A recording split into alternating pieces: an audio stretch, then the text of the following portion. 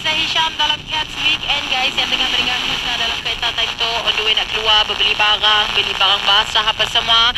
Berhati-hati di jalan raya, jangan buat laju gila, okey? Time tu dekat raya yang sangat ramai dengan orang kereta sia situ guys. Orang bulat dia nak cari parking sampai sejam.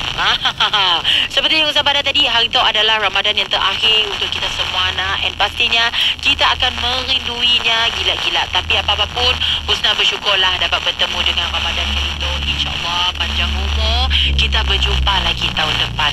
Husna ada pesan tu, yang belum bayar zakat ya, jangan lupa untuk bayar. If kita orang dah terlupa tu, turun kini tu, cari di sini ada kaunter bayar zakat, and bayar terus, okey? Sebelum esok hari.